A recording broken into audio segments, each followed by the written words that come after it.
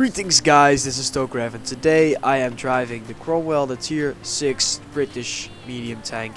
This is an absolute beautiful vehicle. It has some crazy mobility capabilities and it has got a very good DPM. The only disadvantage on this tank is the aim time, because the gun is really inaccurate if it is unaimed. So guys, what you want to do in the Cromwell is of course go into positions where the enemy have a hard time getting you, because of course this tank has got a really low amount of armor. I take one hit there from the MT25, but doesn't matter. I feel like that in this position on the map Swamp we have got a very good chance on getting shots upon the enemy without them shooting us back, because you've got this position looking around all over the map and you can just hopefully get opportunities to put some shots into enemy tanks and then quickly pull back behind these ridges.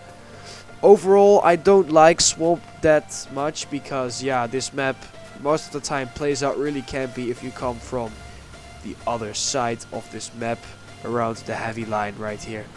But as we are talking about the heavy line, as you can see, most of the enemy team have gone there, so that should mean that the tanks there should push through rather quickly there, because there's a lot of enemy tanks there and we have got our tier 8 heavies.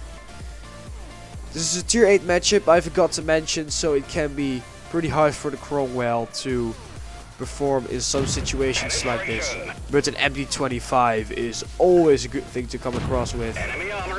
It's a bit dangerous to not pull back, because I am an easy shot for tank destroyers who might be standing back there. Great shot. Enemy vehicle destroyed. And I took down the MT25 and pulling back to avoid shots from the Type 59. I am not going to attack the Type 59 frontally, because most of you will know that the Type 59 is a really good tank. OP as hell, as we call it, of course. It has got some really good armor capabilities. It has great mobility and a great gun. So the tank was that good that Wargaming have chosen to never ever sell it again. As you can see, this is just beautiful for the Cromwell. These kind of situations where you can put damage out without you taking damage. That was my plan to achieve in this kind of position here on this part of the map Swamp. But the middle of the map is a bit locked down now for me, because of course the Type 59 is there. I don't want to trade health with the Type 59. My alpha damage is of course maybe 100% lower than his alpha damage, and of course I can't bounce, and he will. Enemy armor is hit. Of the opposite, I will of course always bounce on the Type 59, because it is really hard for me to penetrate him. This is just a dream scenario, the side of a Yak Tiger or a Tiger. That is just a beautiful scenario for this tank. Critical hit. As you can see, there are some shots here, and I am really hoping that that Yak Tiger is coming back to get some more. The Type 59 is spotted again. Still not thinking about dueling it out with him, because just the reason that I just mentioned, I'm not going to draw it out with a Type 59. I don't want to take damage if I can do damage without taking it myself. And now this 12 ton has taken the attention of the Yak Tiger 88, so that I can put some shot shots into him, which is a great great effort of course for me. Damage is going up really quickly, and there's a dangerous tank removed from the battlefield. Well, now the Type 59 is all spotted and the Yak Tiger is dead, so I think, okay, let's try if this guy is pointing his back towards me, and yes he is. The back of the Type 59 is of course easily penetrated, so I put one shot into him. And a second lucky shot, see if it would hit, and it did. Nice. But now he of course has his frontal armor towards me. I wanted to try one more poke shot.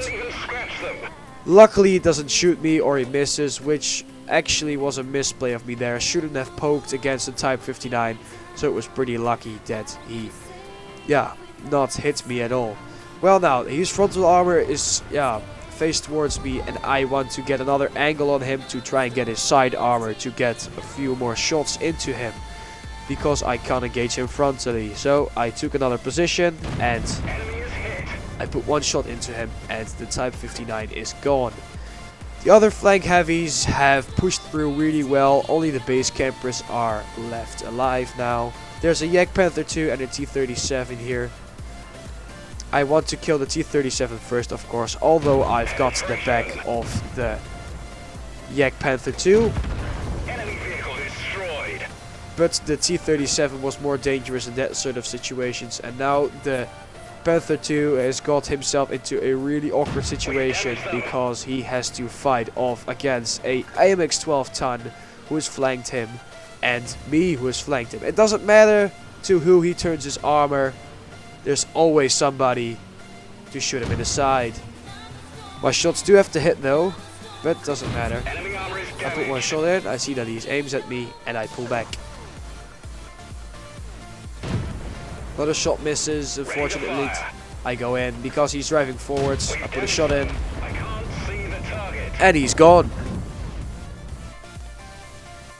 Great effort from me in there. I did 2,500 damage in a tier 8 game. Just, this is crazy. Just to show you how good the Cromwell can be, even in a tier 8 situation. The penetration is not good. The armor is not good. The mobility is great. The gun is alright. And eventually in this game I ended up with highest damage on the team and also finishing up with no hits taken from the enemy at all anymore after I got hit by the MT-25 first. So guys, let's now take a look at the stats of this game. As you can see for the game in this Cromwell, we picked up the Ace Tanker badge for this game in a tier 8 matchup. We also got a 5-4 effect medal and a bruiser medal. As you can see, we did most damage of our team and we were on top of XP as well. But the Rheinmetall Borsig on the enemy team got almost 4,000 damage, which is of course really well done to him. I fired 28 shots this game, of which 22 hit and 21 penetrated, giving us the damage total of 2,479. Hits received 1, penetrations 1. That was the only shot that we take from the MT-25, but my great mobility of this Cromwell, we were able to not take any more hits from the enemy team and end up the game with almost 700 health remaining. We got 1,249 base experience, which was the ace tanker in the Cromwell. We were an absolute blitzkrieg on the battlefield, and we of course finished this game off in style with that nice run off towards the Yak Panther 2. As you can see, this is kind of what you need to do in the Cromwell to get an ace tanker badge. It can also be possible in a tier 6 matchup, but that is a lot harder than it. It kind of depends. If you try to get an ace tanker on a tier 6 match, you of course have to do more damage. But I did 2,500 damage and most of them was on tier 8 tanks, so that gives me some more XP for this game. Alright guys, this was the video. I hope you liked it. Please leave a like, as I did put a lot of time in making this video. I hope you like me seeing play in the Cromwell. Let me know in the comments below if you want me to make more of these bombings around videos, just me showing replays of. I hope you liked it still, and I'll see you next time. Now the storm that's taking over.